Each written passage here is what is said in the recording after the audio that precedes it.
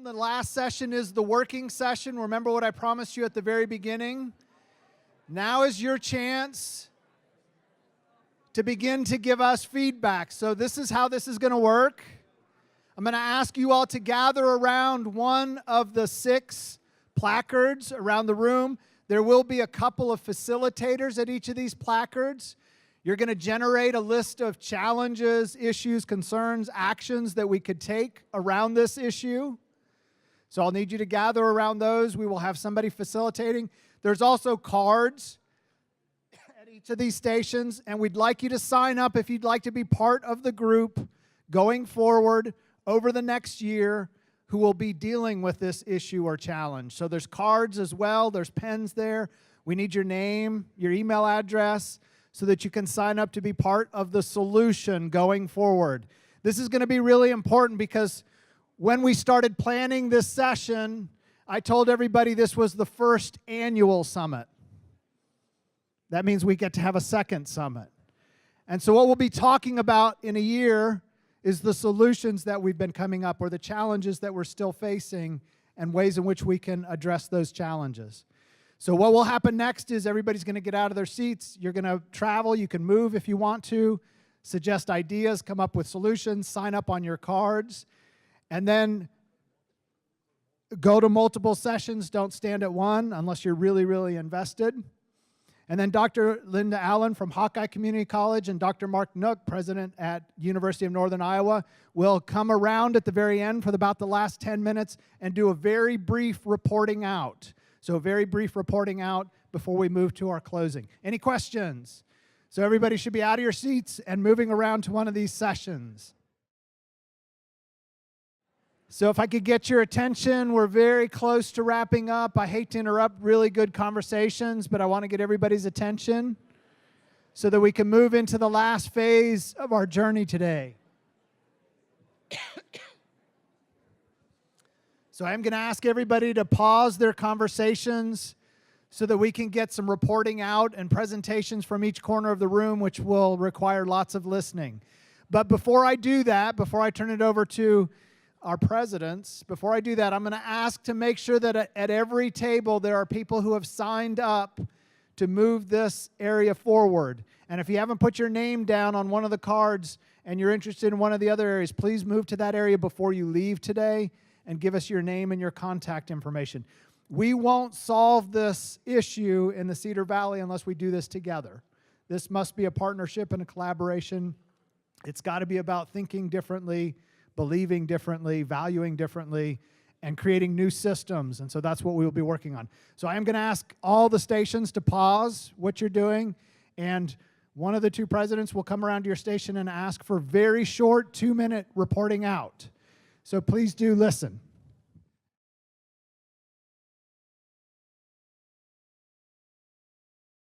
So ours was, as President Nook said, business helping business, and it was really hard for us not to be businesses helping residents and businesses helping the prospective employees. But so what our primary response was combining resources, whether that be best practices or financial resources. It's going to be important that the businesses have some sort of business network. Oddly enough, that's exactly what the Alliance and Chamber does and should do and will continue to do. So having one voice for the Cedar Valley for workforce, I think that's also important, that we have one voice, one message, what we collectively come together as identifying. Again, I said financial resources. Another one was getting in front of the HR professionals, the businesses, and networking as they do in SHRM. And I know Kyle has presented to SHRM. I know many others have. But continue to use that resource. So again, our primary goals are to connect what we already are doing, what we know others are doing well, and see how we can exponentially do a better job.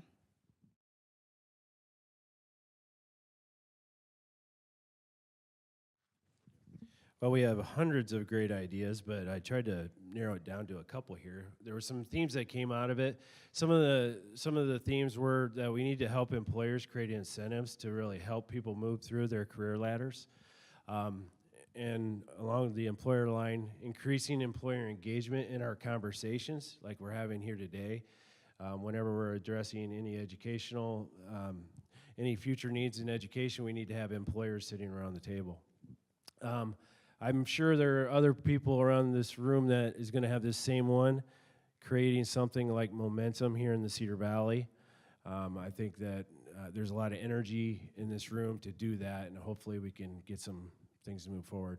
Kind of what Carrie was talking about was a think tank to really address what the skills are and assess what we need for our employers, and to more importantly, to talk with one voice. Apprenticeships is a very hot topic right now. That one is riddled through all my comments here.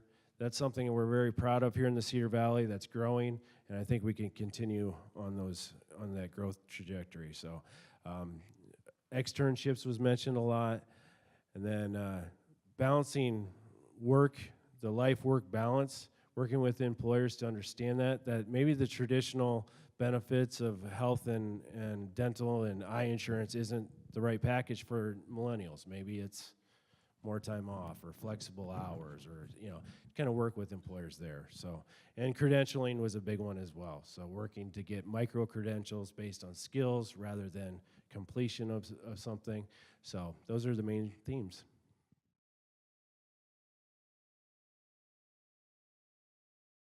While we did not have hundreds of ideas like Aaron did, we had many ideas, and the conversation was quite spirited. We did see one theme immediately that arose to the top, and that's that career fairs and job boards are not working. They're not connecting students to jobs the way they need to. We need different ways to connect. The businesses need more access to students. Suggestion for a clearinghouse for information and events, and possibly events that are very specific to career types, not general types of career fairs. Also, suggestion was to use employers as co-educators. I thought that was kind of an interesting term. And how can employers be trained to help in the education process?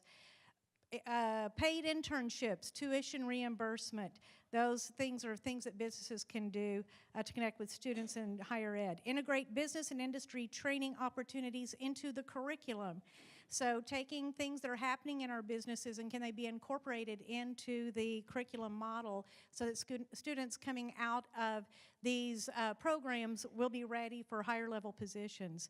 Having businesses serve on advisory committees and partnering more strongly with specific programs and with higher ed.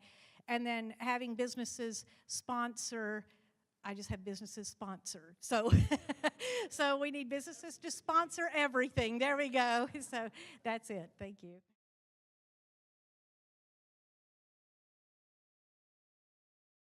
One of the biggest things we talked about was quality of life, and not only how do we show off our quality of life, but how do we improve our quality of life.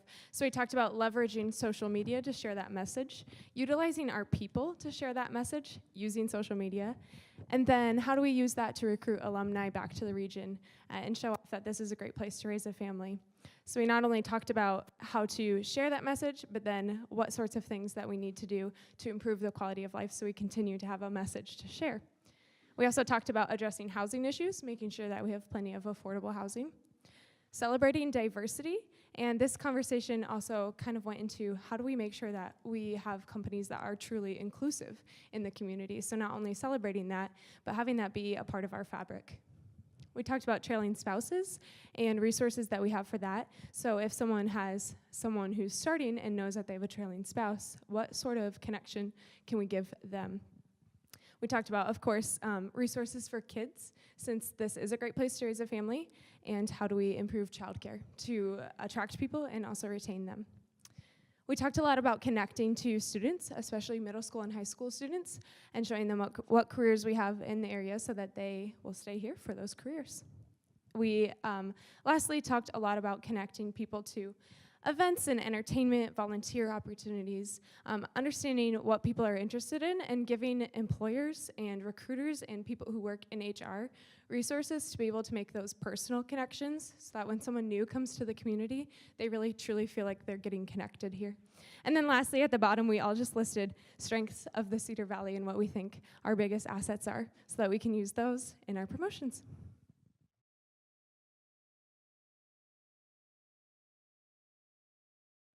So first off, I want to thank everybody for sticking around. It's huge that you stayed. So it came through, and I credit these educators.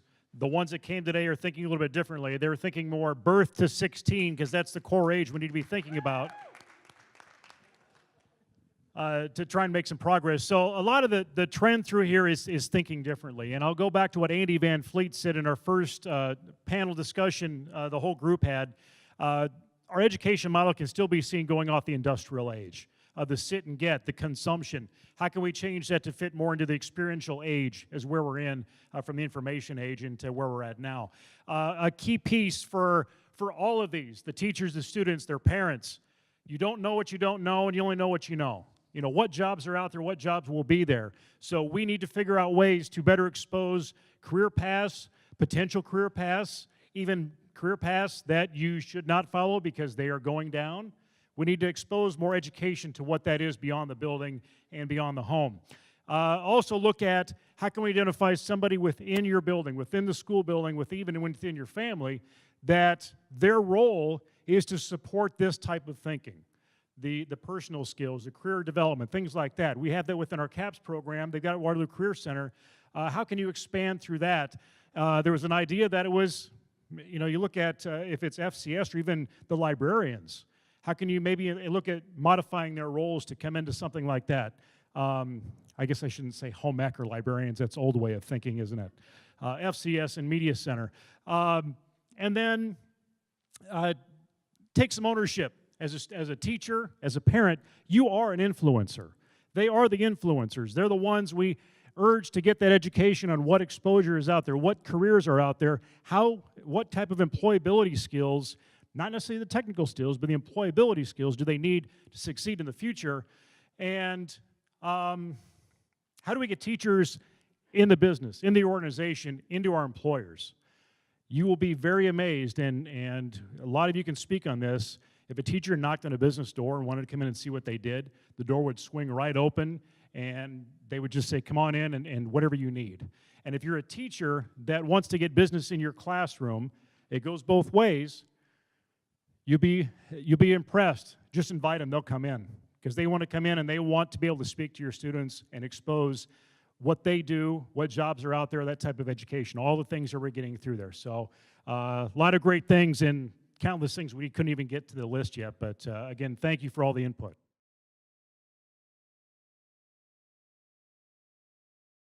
All right, no, we did list some of the barriers that we identified, some of the common barriers, some of the core barriers, and then we talked about a lot of these that are, how can we overcome some of these barriers? So I'm just gonna go ahead and just kind of list off some of the things that we've talked about. So one of the biggest ones we'll start off was lack of creative thinking. Employers willing to change their schedule. So for example, somebody gets hired and they say, well, I can't work on a Friday. You know, well, what that would could automatically be a no. And in reality, that could be, you know, maybe just preventing, you know, hiring a good employee. Other things were public-private partnerships. You know, other agencies out there to help connecting the private and public partnerships together. You know, having a community resource pool, cultural training, childcare open at different times, open more often, second, third shift, things like that. A knowledge of resources again.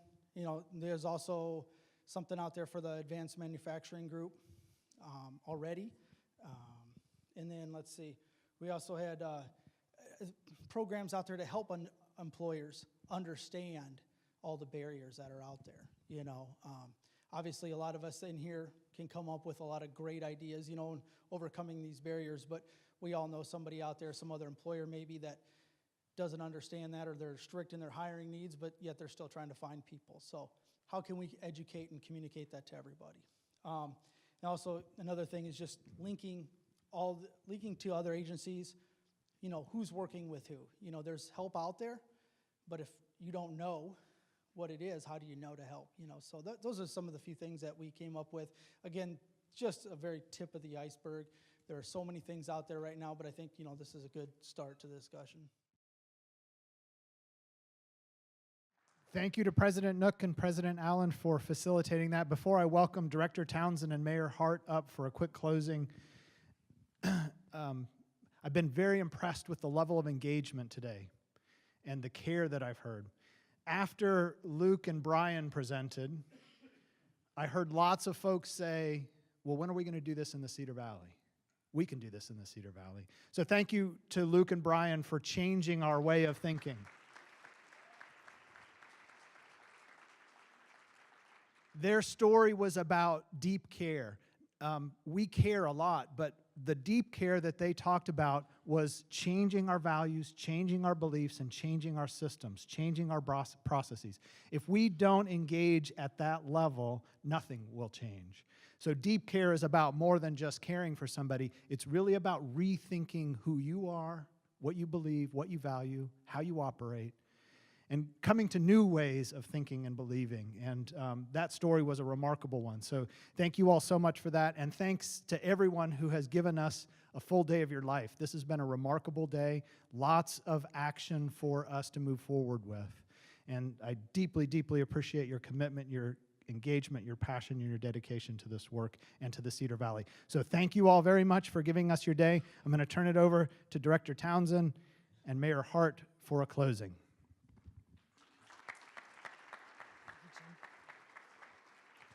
Well, first of all, I want to say thank you to all the Iowa Works staff. If you're still in the room, can you stand up so we can recognize you, because this conference has gone well, and I know you worked really hard.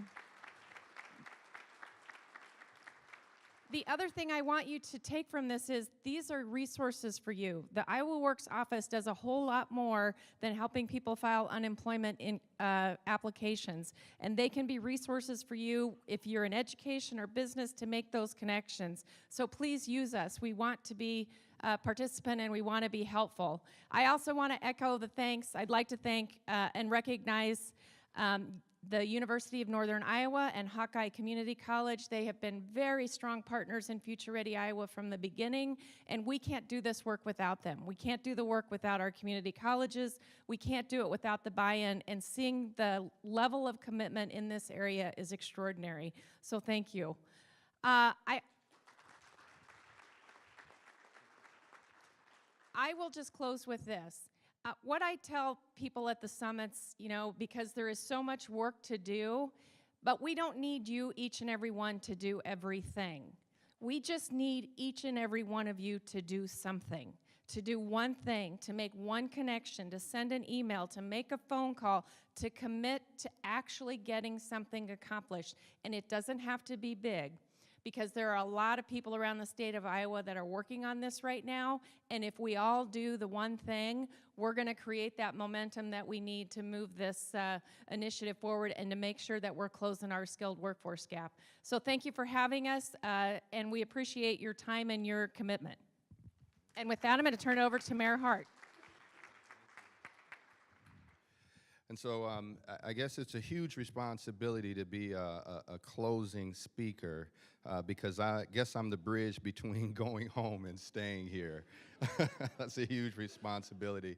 But Director Townsend, thank you so much for all the work that you're doing across the state, and to the board that was mentioned a little bit earlier, and to the holders of this facility. This has been an excellent, excellent day. And wonderful facilities, so we thank you for your hospitality. But Henry Ford stated that coming together is a beginning, staying together is progress, and working together is success. And this mentality, this mindset, this oneness of community will be the bridge that leads this initiative and our communities forward.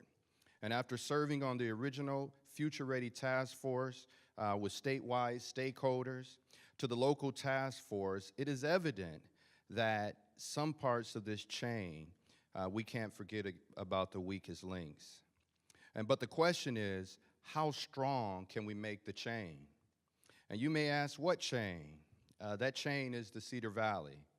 And the links represent every person in this community being given a chance to be successful. And that link represents the children in our schools, whom others have given up on, or the immigrant students learning in our dual enrollment classes, or the recently released ex-offender wanting to change for the better. But that link doesn't stop there. It can be a laid-off worker needing to retool, or a traditional age student wanting opportunities, or a non-traditional student trying to compete for the opportunities against those that may be younger. But regardless of what part of the link you exist on, we are all a link in this chain. And when there is a gap in that chain or links missing, because the entire chain then becomes weakened. And so when we all play our roles, then we increase the strength of the chain, and then we become stronger. And there is no time like the present to create a community culture that breeds opportunity and success. We are not creating communities for today.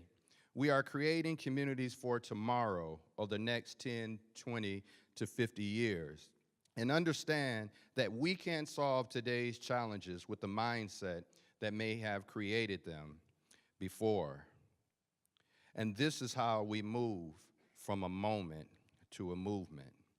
And I know that some of us are doing great things in our capacities, and please don't take the conversations today about what we need to do personal, because the biggest room that we have is the room for improvement. And it's not about taking offense to what we hear and becoming defensive. Instead, it's taking the offensive on moving this community forward by helping to increase credentialing beyond 70%. And this is possible, but only when we understand this is one of the most important fights that we have today. It's our challenge. And I'm reminded of a young man that graduated, very same situation, but lost his way a little bit. Wanting opportunity, but didn't know who to talk to, and certainly never heard of the words upscaling or credentialing. He was fortunate to meet some people that saw the best inside of him. Someone believed that everyone deserves an opportunity, because we are all brothers and all our brothers and sisters keepers. So you'll never know the greatness that someone may possess or the heights that we can soar when we provide opportunities to access. And I'm that proud example of that young man that was a link on the chain that was weak and needed someone to reach down to pull me up. So regardless of where you're at on this Cedar Valley chain, let's win. Let's continue to remove barriers and erase the borders that restrict access. Let's engage, let's work. Let's make sure that when this chapter in our history reads, that Jim Lovell quote, it will ring true about our community. And that is, there are communities that make things happen. There are communities who watch things happen. And there are communities that wonder what happened. But to be successful, the Cedar Valley's legacy needs to read, a community that makes things happen. Thank you.